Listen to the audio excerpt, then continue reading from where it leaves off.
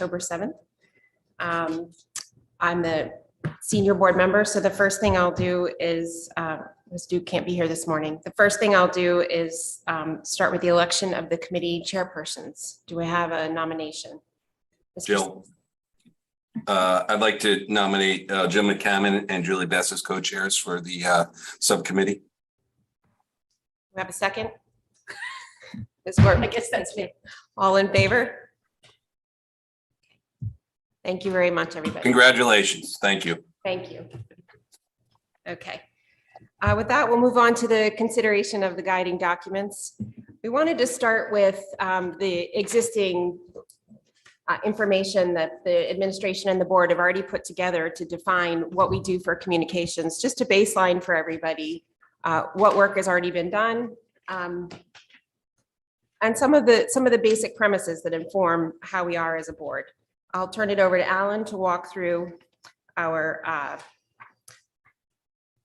board responsibilities, our goals and objectives for the board, and our strategic plan, as well as our board policy 9620, which describes the role and function of board committees.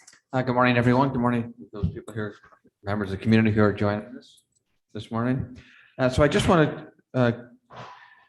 before the board gets up and running with the committee, just frame some of the, you okay, Jeffrey? Oh, okay. Just frame some of the discussion around what we're actually saying we are doing, what some of our priorities, what some of our goals are, and then the board can thereafter consider what its charge is and the work of the committee. So I'll point to a couple of things. One is the 2023 approved district goals, and that's goal number 4. So it talks about the goal itself is to enhance board and district communications. And typically these board goals are areas for the board to work at, and also in collaboration with administration sometimes. So the strategic work that's listed, I'm just going to name some of these things for the benefit of people who are in the public this morning, and also anyone who's listening in terms of what the type of the work might be. So the strategic work as defined by goal 4 talked about the establishment of the committee, which we obviously the board has already done, to provide continuity of meetings and engagement with the community, to do an audit of our communication systems, survey our stakeholders to identify preferred means of communication, celebrate the students and staff accomplishments, provide communication on the strategic plan, collaborate on shared communication with administration, and work collaboratively with the policy committee to identify any policies or procedures that would support the district communication. So that's the nature of the work as it's described under the board goals. The measures themselves sort of come out of the strategic work. That's really the completion of that strategic work, but I'll name some of these things. Community presence and voice in meetings, increase the quality and variety of the communications, publish joint communications with the board and administration. And then I'll touch base on the last one, which is sort of develop a media package that includes logos, templates, and standard sorts of district communications. So some of these strategic work and measures also overlap, which is a good thing. Some of the work of the strategic goal, strategic plan, and specifically I'm talking about strategic goal 5, and that is in your packet. Strategic goal 5 talks about strategies, actions, and measurements. And there really are 2 goals there. The first one is establish effective and open lines of communication among all stakeholders. And then 5B, that aligns district's guiding documents and communications with its core mission, vision, and values to foster coherence. I would say most of the work, any of the work that sort of pertains to this group, not exclusively, but predominantly, falls under 5A here. And in particular, invite stakeholders' feedback regarding preferred forms of communication, do the audit of current communication systems. That includes websites, social media, and other information packages, whether it's school messenger or other data systems that we use, Aspen or otherwise. And again, there's a wee bit of redundancy in years 1 to 2 to develop that media package with consistent templates. As an example, we don't have an official logo for the district, right? We use different things, but we don't have our own logo for promotion and communications. 5B, I won't really touch upon that because I think it's more administrative in nature. If the board wants to look at that and feels that there's things in there that they can assist with and help. But I generally feel predominantly it's goal number 5 that it pertains to. Those are the 2 guiding documents. The policy I just copied for the policy, the committee policy that is currently in place, which is 9260. As you know, we're going through a policy audit, so eventually we will get to the series 900 for the board and to review this, but it was last reviewed in December 9th, 2008. It basically reinforces the purpose of an established committee or an ad hoc committee and the nature of its work in terms of bringing recommendations to the board. It's fairly self-explanatory, but before we get off and running, I just wanted the board to have a copy of it. Those are the 3 sort of documents that currently exist around communications committee priorities before we sort of set sail. So I'm happy to engage in a discussion or otherwise. So the other guiding document that's even above all of this that actually John dug up is the BOE roles and responsibilities. There's a bullet: build public support and understanding of public education by communicating and interpreting the school district's mission and goals to the public and vice versa. So just, again, it doesn't outline the work in the way the strategic plan and the board goals do, but it's a core component of our roles and responsibilities. So thank you, John, for reminding us of that. Before I go on, the way that we'll structure this meeting after this is we'll go on and talk about a committee charge. You have some examples. We'll pull out what people might be interested in, and then we'll start to talk about the committee work. We'll use particularly goal 4 of the board goals to sort of frame that work, because basically what we can do is take a look at that goal, see if it does meet what we think we want the committee to do, if there's anything missing, anything we want to take off, anything we want to change, and then begin to define. The idea being that out of this meeting today, we'll really be coming up with some preliminary ideas for a charge, some preliminary ideas for our work. And then when we come back for our second meeting, that's when we begin to create more formal infrastructure. This meeting is more organizational and generative in nature, because we think that the communications committee is an important committee, but it could be really large in scope. It could be really small in scope, depending on how we define it. And we wanted to make sure that we take the time to really consider. So with that, are there any questions specifically on the guiding documents? No, Jill, I would just make sure that when we, bring this back, we do put the role and responsibility in there, because it is only one of a small handful of roles and responsibilities outlined for the board. It's one of the key ones, I believe. Thank you. Okay. And just to clarify, was that from the 9,000 series policy? That's we actually have a separate document, BOE Just the roles and roles, okay. responsibilities. So we'll get From that. there, thank We'll you. get that for the next time. Yeah, you can find it pretty easily on the webpage, Julie. Anything else before we move on to talking about the charge? Okay. With that, item 3, discussion of the committee charge. So again, today, with the idea being just to generate thoughts and ideas, begin to form, what we thought we'd do, you had a bunch of charges that were sent ahead of time. Just wanted to have people come up with what they thought might be important components in a charge that they might want to see. We can take a bunch of notes and then send somebody back to start to form a charge, and then we can react to it next time. So would anybody like to kick it off? Okay, Julie. Thank you for these examples, and also the initial draft for DPS that was at the end of the list, in case any of us missed it. Oh, go ahead. May I just mention about that draft for the DPS it clearly is concise, right? So there are different, these samples, and I appreciate the board's contribution to these samples. We're going to find these out. Are different in nature. Some are, they list things. Some are as a fuller narrative. I literally put that down as a sentence starter so that we're not working from a blank page simply. That was it. Gotcha. Thank you. There were a variety of things I liked from the example committee charges. And I just kind of pulled out some of the areas that I thought we should discuss just from looking at them. Some of them defined a time frame that the committee was, that it was a 1 year, an ad hoc committee. I thought that was an interesting thing for us to consider. Are we assembling this committee to set course, and then we should be expecting to be good to go? Some of these committee charges reference policy in their charge, which is worth considering. And some of them speak to particular areas of focus for the Board of Education, for example, budget specifically. And do we want to define or identify in a charge specific areas that this group wants to hyper focus on, for lack of a better word? Beyond that, there were a couple things, kind of buckets of ideas that I liked. I'm not sure they all need to go in a charge, but just for conversation's sake. Clear, concise, and timely, I thought was nice language.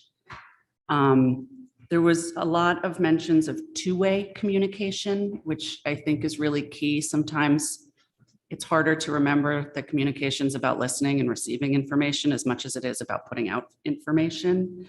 Variety, people take in information in different ways better. So considering how we're providing that information.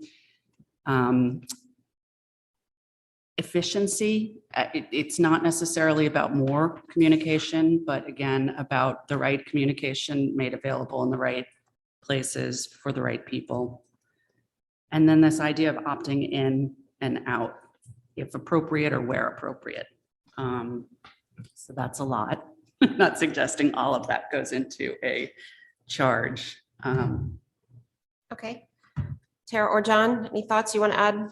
I mean, thematically, I have some ideas. I haven't crafted them into wording in a charge, but I think, I think if I'm not mistaken, that we've been talking about this subcommittee for well over a year. So I'm really glad to see it kind of come to fruition and be part of it. I think it's going to be received incredibly well by a vast majority of our constituents, especially, we've recently heard that there is a need for more opportunities to share, for parents to share their direct communication feedback with central administration and Board of Education. And I think, Julie kind of hit on it, and our role with the word vice versa, or the back and forth or two-way communication is integral and needs to be part of that charge and enhancing it.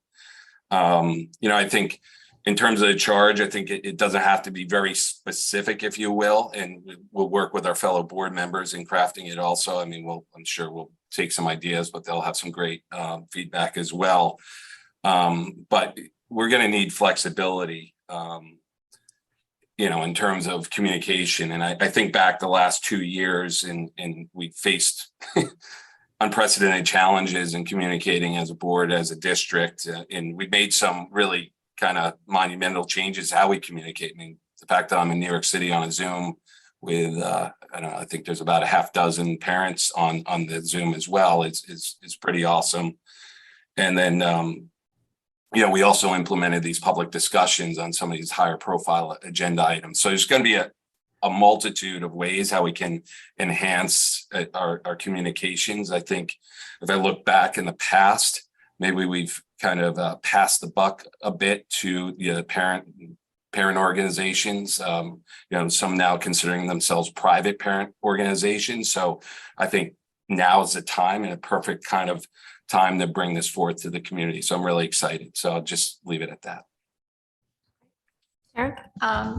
Yes, a couple of things, one of the, sorry, can you hear me? Yeah. Okay. So I like the wording of the liaison between the Board of Education and the community, and also, community outreach. I agree with John that, there needs to be more direct communication from the board to the public. The waters have gotten a little muddied, and I don't believe everyone is thrilled with the way information is coming. So I think it should be coming from the board, not from different organizations. And that may, have their way of seeing things. They can still see it through those organizations, but to see it through the lens of the Board of Ed is, I think, the best way to go, and allow them to have that direct communication with us. I think there's some, we also get emails and, such, that it would be much easier or more efficient, I think, for it to come through a communications committee than going just directly to whichever board member they know or have heard their name or what have you. Okay, thank you. All right, there's a few things I'd like to add. One of the things that interested me as I was looking up some of these communications committees is that some are just called communications committees, but some have different names. Like you can see the Rockwood School District, which is page 2. They have a communications outreach and public engagement committee. A lot were called communication and public engagement.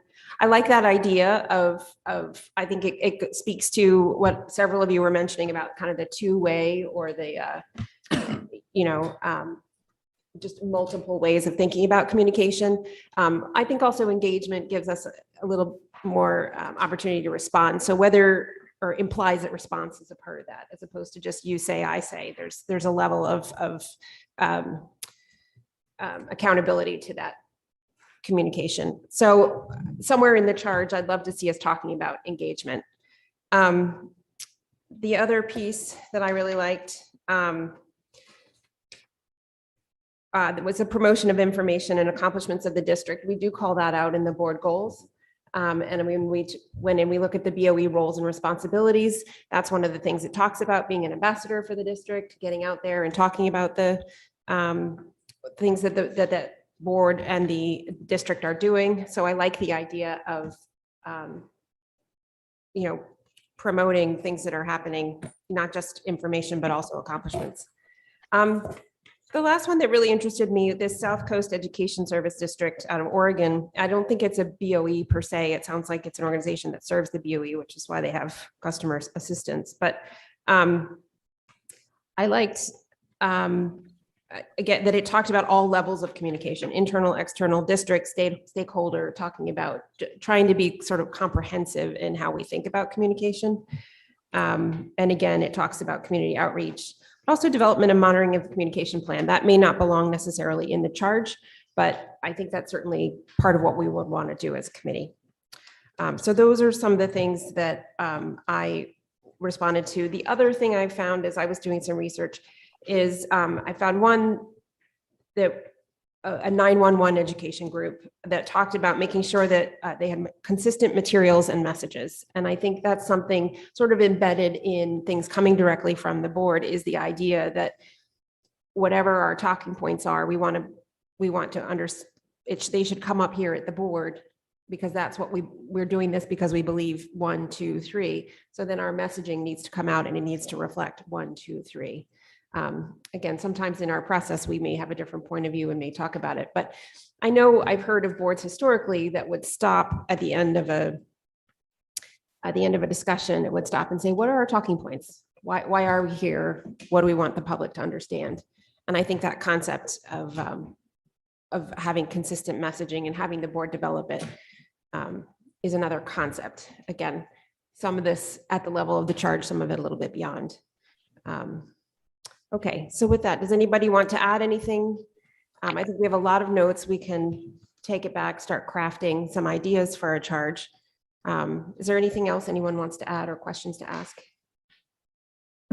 Not that I think it needs to be in the charge, but just because you had mentioned earlier about budget, I think absolutely there needs to be a lot of communication around the budget. Okay. Okay. Okay. Alan or Marge, would you like to add anything at this stage?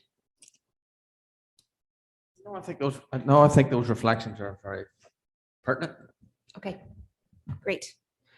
So we will come back with a charge or charges for the committee to respond to next month.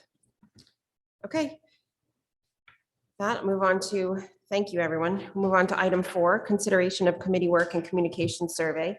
I'll have Alan talk a little bit about the survey, but again, we'll start with goal 4. We're not trying to make any big decisions today, just want to put some things on the table. But goal 4 is what the board defined as happening in communications this year. There are going to be some things, of course, that the committee does that fall below the level of this goal that we'll need to define. I think we'll come up with a goal. Then below that, we want a communications plan. We probably want a survey. We probably want something of a work plan so that we understand what we're working on. But the first thing we wanted to do was review goal 4. Anybody like to kick it off? Alan, you want to kick it off? Or you already did? Well, I would just reiterate that I think the biggest task with both goal 4 and for the committee is actually just to get a baseline and therefore to engage the community with some sort of feedback process. We have called it here stakeholder survey, and that can be across all stakeholders. So that would be that to me crosses strategic plan, board intentions, board functions, responsibilities, and all these goals. So it's a task that I think needs to be done fairly early in the process. So I'd suggest that we would proceed with that and come back with draft surveys and get that process up and running as quickly as we could. That would be the one thing that I would pull out of this right away. Tara? So would that survey would have to come from the district then, because we wouldn't have access. Correct. And Yeah. then, On behalf of the board, yes. right. Yeah. And then moving forward, would everything go through the district, or would we have it as an opt-in for parents, any sort of For communication? communication. So that's something I think we have to define moving forward. I think one of the things we want to do is formulate, create a communication plan. And I think that's a component we talk about. Right. These types of communications, what do they look like? How do they go? There are some things we wouldn't want people to opt out of, right? Like, the school's out of power. You want everybody to know, don't opt out. Well, that's Right. obviously, but that would always come through the district. Yes. Yeah. Yeah. But yes, I think opt-in out would absolutely be a component of things we would discuss as part of the plan. Yep. John or Julie? No, I agree with Alan. I think that should be the priority that we focus on first, because the feedback from the community and what they want in terms of communications will be important in crafting this as both the committee and the board. Okay, Julie? I agree. I think it's key. And then I think to then have the audit of current systems to kind of compare them and see where things are coming together and where they're not is Are there current systems? is kind of a good one too. Pardon? You said, are there current systems? There are lots of systems. Okay. Alan, is that something the district can take on as well, the audit? Yeah, well, I think I'll have to ponder how the audit and the survey just sort of how they overlap or run simultaneously. I don't want to take on so much right away. Right. But the idea of working on the survey and bringing it back for feedback from people and getting that up and running as a system and as a way to get feedback right away, I think I would work on that primarily. But I would certainly give some thought to how we might conduct that audit. Okay. In terms of, Jill, yeah, go ahead. sorry. I think to Alan's point, that feedback could help inform the audit too. So, maybe not quite in conjunction, but on the heels of might be a good strategy there. Well, I think the audit, I don't know if the district wants to take on also looking at all of the PTOs. I think it might have to be a combination to kind of merge together what is the district doing and what are all these individual groups doing. So we might need to be a combination of somebody on the committee and the district, just because of the fact that there's A lot. Yeah. Yeah. Yep. Okay. Otherwise, looking at the goal 4, and again, we'll bring this back next time. Is there anything anybody wants to add or subtract at this time? I'll just mention that the board has mentioned and a variety of public settings, the idea of public comment to resolve. Maybe we have resolved as a board where it is and how it resides and the nature of it, but that type of discussion has surfaced a couple of times. If it's not to be on it, that's okay. I'm just mentioning it because it has come up a couple of times and we've sort of haven't really moved on it. I don't think, or made a decision. We have not. Yeah. It was sent to this committee. I think that's a good point. Not just public comment, but emails that are received and things like that. Internal board communications.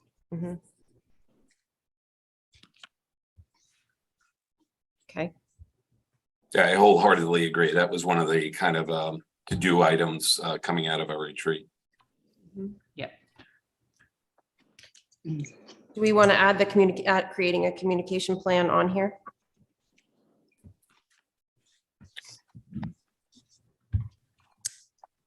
To address those items specifically, or? I think a broader communication plan. I think it would probably be part of the response to the survey and the audit would be. Well, that's the whole goal, isn't it? To have a communication plan, right? Yeah. Yeah, I think so.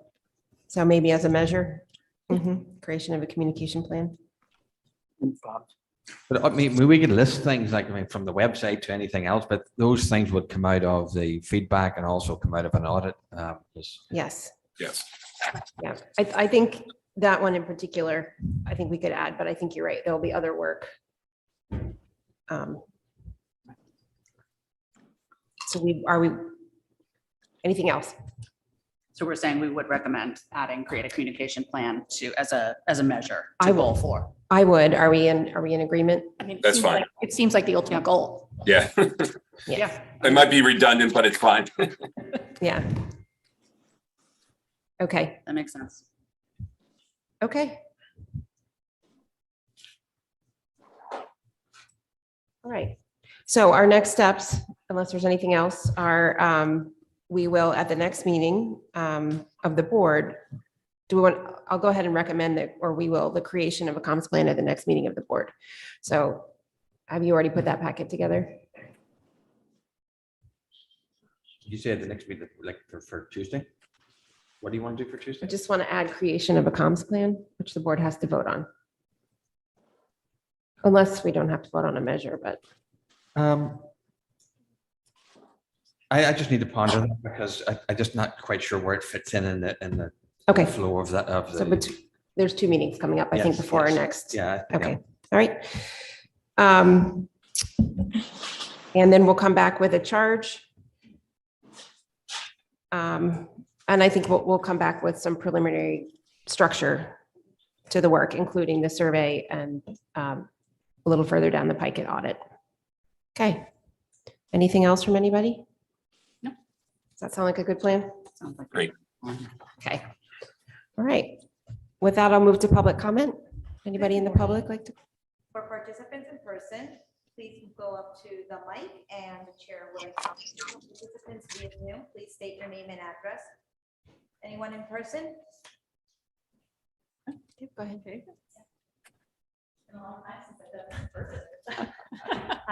Jamie Zionik, 15 Holmes Court. Thank you for having me. I'd like to start by thanking the BOE and the administration for supporting the reestablishment of the Communications Committee. I think it's fantastic.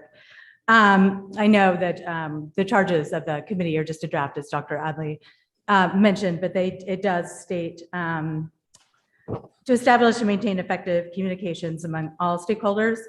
So I think in addition to defining the term stakeholders and who all of those stakeholders are, I think that would be a very important starting point.